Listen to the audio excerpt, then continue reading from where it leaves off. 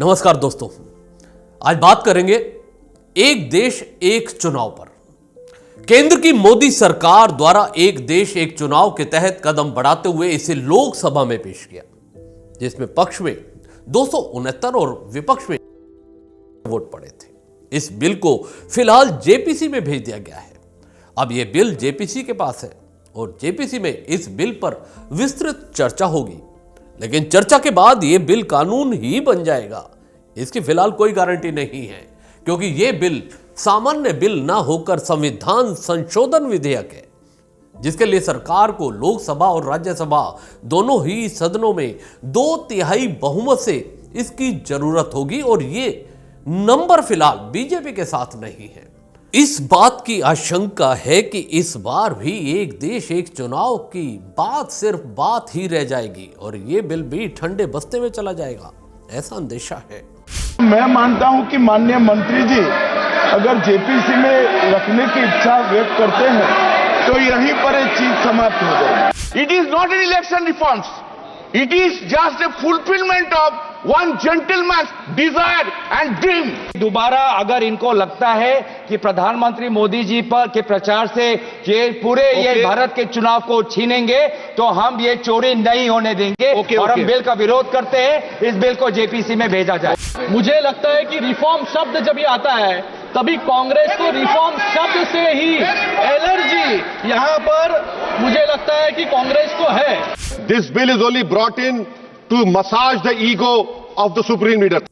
आपको याद होगा 2019 में प्रधानमंत्री नरेंद्र मोदी ने लाल किले से अपने भाषण में कहा था कि एक देश एक चुनाव हो, और इस दिशा में देश के पूर्व राष्ट्रपति रहे रामनाथ कोविंद की अध्यक्षता में बाकायदा एक कमेटी का भी गठन कर दिया गया, जिसने एक देश एक चुनाव की समीक्षा कर अपनी रिपोर्ट भी पेश कर दी।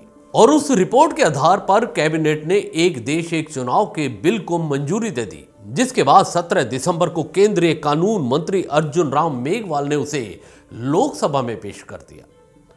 अब आपको थोड़ा पीछे लेकर चलते हैं। आजादी के बाद हुए चुनाव में 1952 से 1967 तक एक देश एक चुनाव होते रहे हैं। जब उस समय यह हो सकता है तो अब क्यों नहीं हो सकता। आजादी के बाद देश में पहली बार आम चुनाव साल 1951-52 में हुए थे। तब देश में लोकसभा के साथ ही राज्यों की विधानसभाओं में भी चुनाव कराए गए थे।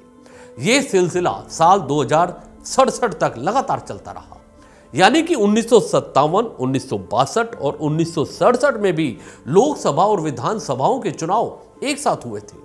हालांकि इस बीच एक अपवाद भी था और वो था केरल। साल 1959 में केरल की चुनी हुई सरकार को भंग कर दिया था।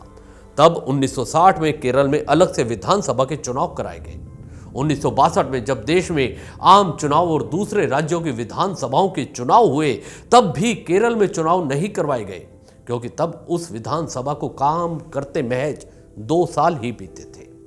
इसके बाद 1964 में केरल में फिर से राष्ट्रपति शासन लगा दिया गया। 1965 में फिर से चुनाव हुए, लेकिन सरकार का गठन नहीं हुआ, बल्कि राष्ट्रपति शासन ही चलता रहा। जब 1967 में फिर से देश में लोकसभा और विधानसभाओं के चुनाव हुए, तो केरल में भी साथ ही चुनाव कराए गए और पूरा देश प्रदेश एक साथ एक चुनाव में आ गया। लेकिन चुनाव होने के 1 साल के अंदर ही इंदिरा गांधी के एक फैसले से जो सिलसिला टूटा, तो फिर उसे अब तक कोई सरकार कायम नहीं कर पाई। 1968 की शुरुआत में इंदिरा गांधी ने उत्तर प्रदेश के मुख्यमंत्री चौधरी चरण सिंह को बर्खास्त कर दिया और प्रदेश में राष्ट्रपति शासन लगा दिया। इसके बाद विधानसभा को भी भंग कर दिया गया। कुछ ऐसा ही हाल पंजाब का भी हुआ, जहां सरकार भंग कर राष्ट्रपति शासन लगाया गया और फिर विधानसभा भी भंग कर दी गई। पश्चिम बंगाल में भी इंदिरा गांधी ने यही किया। कुछ और भी राज्यों में इंदिरा गांधी ने चुनी हुई सरकारों को भंग कर दिया था, जिसकी वजह से विधानसभा के चुनाव लोकसभा से अलग होते चले गए। रही सही कसर लोकसभा में भी इंदिरा गांधी ने पूरी कर दी और लोकसभा के जो चुनाव 1972 में होने थे, उसे भी 1 साल पहले 1971 में करवा दिया। कुल मिलाकर नेहरू के जमाने से जो सिलसिला चला लोकसभा और विधानसभाओं के एक साथ चुनाव का, उसे इंदिरा ने तोड़ दिया था। अब इस संशोधन बिल लाने से पहले इस पर कुल 47 राजनीतिक दलों ने अपनी राय प्रस्तुत की है, इनमें से 32 दलों ने एक साथ चुनाव का समर्थन किया है, जिसमें संसाधनों के बेहतर उपयोग और सामाजिक सद्भाव को बढ़ावा देने जैसे लाभों का हवाला दिया गया। हालांकि 15 दलों ने चिंता व्यक्त की संभावित लोकतंत्र विरोधी प्रभावों और क्षेत्रीय दलों के हाशिए पर जाने की चिंता जताई है। अब आपको बताते हैं कि इसके क्या है फायदे। पूर्व राष्ट्रपति रामनाथ कोविंद ने मार्च 2024 के एक बयान में उल्लेख किया था कि एक साथ चुनाव करने की योजना से राष्ट्रीय आय का 1.5% बचाने में मदद मिलेगी। मार्च 2024 को समाप्त होने वाले वर्ष के आर्थिक आंकड़ों के आधार पर यह 4.5 लाख करोड़ रुपए, लगभग $52 मिलियन की बचत तक का उन्होंने जिक्र किया।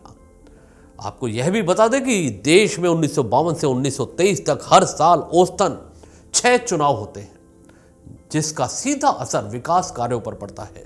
चुनाव से पहले आचार संहिता लागू कर दी जाती है, जिससे आम जन की परेशानियां बढ़ जाती हैं। सारी सरकारी मशीनरी से लेकर सभी जनप्रतिनिधि भी इसमें लग जाते हैं।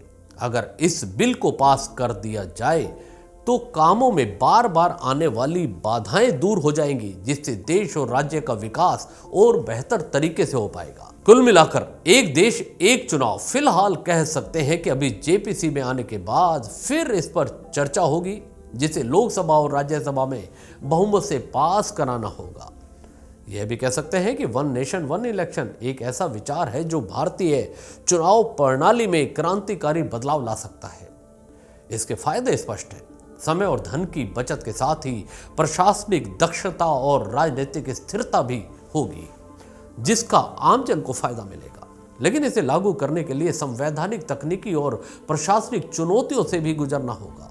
यह आवश्यक है इस प्रस्ताव को व्यापक चर्चा और सभी हितधारकों की सहमति के बाद इसे लागू किया जाए, क्योंकि क्षेत्रीय राजनीतिक दलों में भी अपने अस्तित्व को लेकर चिंताएं हैं। फिर भी यह कदम भारतीय लोकतंत्र में सुधार की दिशा में एक महत्वपूर्ण कदम हो सकता है।